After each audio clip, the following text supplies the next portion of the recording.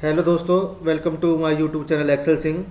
दोस्तों, आपने मेरे प्रीवियस वीडियोस देखे ही होंगे जो कि मैंने इनकम टैक्स के डिफरेंट डिफरेंट एग्जाम्पशंस और डिडक्शंस पे बनाए थे और उनका एक्सेल में कैलकुलेटर भी बनाया था। मैंने आपको ये भी बोला था कि इन सब कैलकुलेटर्स को मैं आपस में मिला के एक कंसोलिडेट इनकम टैक्स कैलकुलेटर बनाऊंगा, जहां पर आप बेसिक डाटा फीड करके अपना टोटल टैक्स लायबिलिटी निकाल सकते हैं। तो दोस्तों, मैं आपको सजेस्ट करूंगा, अगर आपने मेरे प्रीवियस वीडियोज नहीं देखे हैं तो प्लीज़ आप उनको भी जरूर देख लीजिएगा। उनके लिंक भी मैं डिस्क्रिप्शन बॉक्स में डाल दूंगा ताकि आपको समझ में आए कि इस कैलकुलेटर में वो सब कैलकुलेशंस कैसे काम करती हैं। दोस्तों, ये कैलकुलेटर मैंने बिल्कुल लेमैन के लिए बनाया है, जिसमें बेसिक डाटा अपना फीड करना है और ये उसके बेस पे टोटल टैक्स लायबिलिटी निकालेगा। अब डाटा चाहिए क्या क्या है, जैसे मैं इस सैलरी शीट में जाएंगे हम, तो ये हमारे कुछ नेसेसरी फील्ड है जो हमें डालने हैं। उसके बाद सैलरी के जो फील्ड है हमें डालने हैं और डिडक्शन के जो फील्ड है वो हमें डालने हैं। तो सबसे पहले हमारा क्या है, डेट ऑफ बर्थ। हमें यहाँ पे डेट ऑफ बर्थ डालनी है। ये मैं टैक्स कैटेगरी के लिए यूज करने वाला हूँ, जैसे बिलो 60 ईयर और सीनियर सिटीजन या सुपर सीनियर सिटीजन। और ये जो यस और नो का है चेक, ये मैंने ATD के लिए यहाँ पे लगाया हुआ है, तीनों के तीनों। ये जो है चेक नंबर ऑफ चिल्ड्रन, ये एजुकेशन अलाउंस में छूट देने के लिए यहाँ पे लगाया हुआ है। इसके बाद रेंट पेड HRA का जो एग्जाम्पशन है वो कैलकुलेट करने के लिए मैंने यहाँ पे ये डाला हुआ है। और ये सिटी भी आपको सिलेक्ट करनी है, क्योंकि जो कि HRA एग्जाम्पशन में काम आएगी। तो बड़ा सिंपल सा डाटा है, बड़ी आसानी से आप इसमें डाल सकते हैं। उसके बाद आपको अपनी सैलरी स्लिप उठानी है। आपको केवल सैलरी स्लिप की जरूरत है और किसी डॉक्यूमेंट की जरूरत नहीं है इसमें। आप बेसिक सैलरी उठा के इस कॉलम में डालिएगा मंथ वाइज, और फिर HRA डालना है, फिर एजुकेशन अलाउंस डालना है, फिर अदर अलाउंस हैं, मिसलेनियस कुछ भी आप ऐड कर सकते हैं। उसके बाद बोनस मैंने यहाँ पे ऐड किया हुआ है।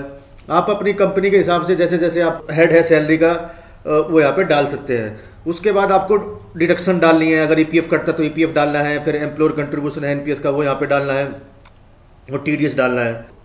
इसके बाद आपकी नेट सैलरी यहाँ पे निकल आएगी। आपने जो डाटा ऊपर दिया है उसके बेस पे ये HRA के एग्जाम्पशन निकाल लेगा, ATC-CD2 के एग्जाम्पशन निकाल लेगा। जैसे यहाँ पे एजुकेशन अलाउंस में 0 आ रहा है, क्योंकि यहाँ पे मैंने बच्चे एक भी सिलेक्ट नहीं किए। मान लो एक मैं चाइल्ड यहाँ पे कंसिडर कर लेता हूँ, 100 रुपये इसने यहाँ पे ले लिया है। तो आपको बस इतना करना है, इन कॉलम में डाटा भरना है। यहाँ पे आपको अपने आप टैक्स कैलकुलेट करके बताएगा।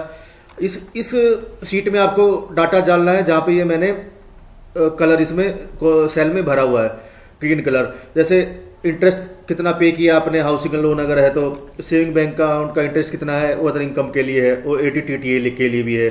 EPF अपने आप उठाएगा, और आपकी कोई और सेविंग है इनमें तो आपको वो डाल देनी है। उसके बाद मेडिकल इंश्योरेंस मैंने यहाँ पे डाल दिया। एम्प्लॉयर कंट्रीब्यूशन तो ये अपने आप उठाएगा। तो जो ये ग्रीन सेल है इनमें आपको डाटा अपना फिल करना है। बेसिक सा डाटा है, कोई खास बड़ी इंफॉर्मेशन नहीं है इसमें।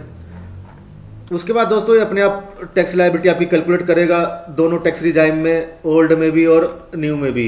और आपको बताएगा आपके लिए कौन सी स्कीम को चूज करने में बेनिफिट है, टैक्स लायबिलिटी किस में कम है। तो जैसे कि यहाँ पे ओल्ड टैक्स रिजाइम आपके लिए ज़्यादा बेनिफिट है चूज करने में, और उसमें टैक्स आपका 25,583 से कम लगेगा।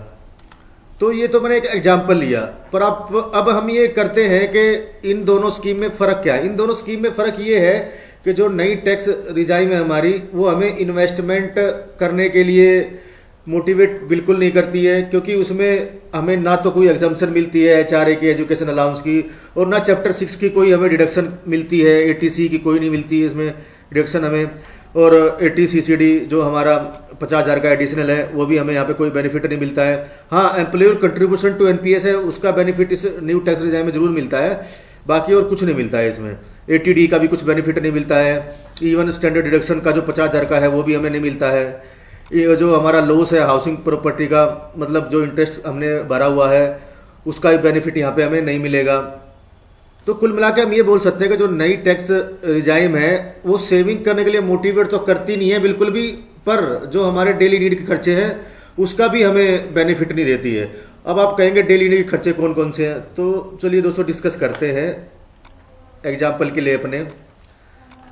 जैसे मैं पहले यहाँ पे 0 कर देता हूँ सारा का सारा, ये रेंट भी मैं यहाँ पे 0 कर देता हूँ एक बार के लिए। सब मैंने 0 कर दिया।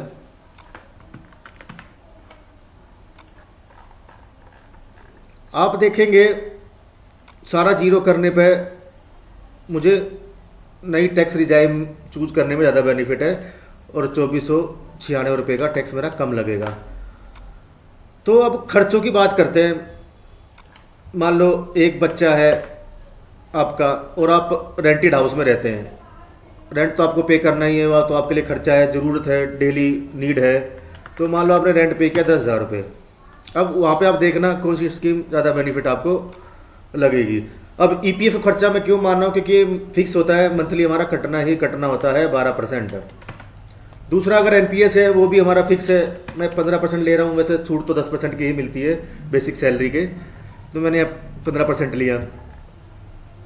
तो आप देखेंगे खाली ये 3 खर्चे डालने से कितना फर्क आ जाएगा, जो कि मेरा फिक्स है, होना ही होना है। सीधा मेरा 25,584 रुपये का टैक्स का फर्क आ गया। अब खर्चों में और क्या क्या इंक्लूड है, जैसे कि अगर मकान ले रखा है तो नॉर्मल है ऐसा कि हाउसिंग लोन लेके लोग बाग मकान लेते। दिल्ली एनसीआर में तो बहुत महंगे महंगे मकान है, हार्ड कैश किसी के पास इतना नहीं होता है, तो लोन लेके लेते हैं तो इंटरेस्ट कंपोनेंट होता ही होता है, ऐसे प्रिंसिपल कंपोनेंट भी होता है। ये इसको मैं खर्चा इसलिए मान रहा हूँ क्योंकि हमारी डेली नीड से रिलेटेड है। दूसरा मेडिकल इंश्योरेंस, ये भी हमारी ज़रूरत है। आज के टाइम पे सबके पास मेडिकल इंश्योरेंस होता है, उसका प्रीमियम हमें पे करना ही करना है। तो मैं तो अभी यहाँ पे केवल खर्चे कवर किए हैं, सेविंग की तो बात ही नहीं कर रहा। अगर मैं खर्चे खाली कवर करता तो भी मेरा 25,584 का ओल्ड टैक्स रिजाइम में बेनिफिट टैक्स मुझे ज़्यादा मिलता है। मेरा 25,584 रुपये से कम टैक्स लगेगा मेरी टैक्सेबल इनकम पे। तो दोस्तों नए और पुराने में साफ साफ फ़र्क सबसे बड़ा यही है कि नई स्कीम सेविंग करने के लिए मोटिवेट तो बिल्कुल भी नहीं करती है, बल्कि जो हमारे खर्चे होते हैं डेली नीड से रिलेटेड उनको भी एजम्पशन हमें नहीं देती है, उनकी डिडक्शन हमें नहीं देती है। और ऐसा बहुत कम होता है कि हमारे खर्चे नहीं है, या फिर जैसे अगर हमारा कैरियर स्टार्टिंग है, माँ बाप के साथ में रह रहे हैं, तो अभी ना हमारा कोई हाउसिंग लोन चल रहा है और किराया हमें देना नहीं पड़ता है, और कोई एलआईसी भी नहीं चल रही है, मेडिकल इंश्योरेंस कंपनी से ही हो रखा है। तो उस केस में हो सकता है कि आपको नए स्कीम में बेनिफिट मिले, पर जनरली ऐसा नहीं होता है। मैं अपने एक्सपीरियंस से बताऊं, अगर मैं 200 लोगों को जानता हूं जो मुझसे डिस्कस करते हैं इस तरह के मैटर टैक्स रिलेटेड, तो उसमें से 1 या 2 ने ही मुझे बोला है कि नई स्कीम में ज़्यादा बेनिफिट है। नहीं, ज़्यादातर लोगों ने पुरानी स्कीम को ही प्रेफर किया है। तो दोस्तों इन सब के जो कैलकुलेटर जो मैंने बनाया है बेसिक सा है, केवल आपको सैलरी स्लिप की रिक्वायरमेंट और किस चीज़ की रिक्वायरमेंट नहीं है। और मैंने सारे कैलकुलेटर ऑलरेडी बना रखे हैं, वीडियो आपके साथ शेयर कर रखे हैं, तो आप उनको इकट्ठा करके एक अपना कंसोलिडेटेड कैलकुलेटर बनाने की कोशिश जरूर करिएगा, ताकि उससे आपको भी आपका टॉपिक भी ये मजबूत होगा और ये टैक्स स्लैब्स हैं ज़्यादा क्लियर होंगे। पर अगर आप नहीं बनाना चाह रहे हैं और आप चाह रहे हैं कि मैं ही आपसे फाइल शेयर करूं, तो आप मुझे कमेंट बॉक्स में अपनी ईमेल आईडी बता दीजिएगा, या फिर आप मेरे को डायरेक्ट मेल कर दीजिएगा, जो मैं मेल आईडी यहाँ पे टाइप कर रहा हूं, तो मैं आपको मेल पे ये कैलकुलेटर आपको प्रोवाइड करा दूंगा। मेरी ईमेल आईडी है ajaysingrtk@gmail.com। तो दोस्तों उम्मीद करता हूँ आपको वीडियो बहुत पसंद आया होगा, तो प्लीज़ इसको लाइक और शेयर करिएगा। प्लीज़ मेरे चैनल को सब्सक्राइब जरूर करिएगा और औरों से भी करवाइएगा, ताकि थोड़ा सा मोटिवेशन मुझे भी मिले। बहुत मेहनत लगती है एक वीडियो बनाने में। तो दोस्तों और दूसरा मैं ये भी बोलूँगा कि ना आप प्लीज़ आप कुछ टॉपिक भी मुझे सजेस्ट करिए। अभी मेरा अभी मैंने कुछ दिनों से यूट्यूब पे वीडियो डालने शुरू करे हैं, कोशिश कर रहा हूँ लोगों को सिखा पाऊँ एक्सेल में या फिर टैक्सेशन से रिलेटेड मैटर में। तो आप प्लीज़ मुझे टॉपिक भी सजेस्ट करिएगा और फीडबैक भी जरूर दीजिएगा। तो चलिए दोस्तों फिर जल्दी मिलते हैं नेक्स्ट वीडियो में, तब तक अपना ख्याल रखिए, सेफ रहिए। Thank you so much.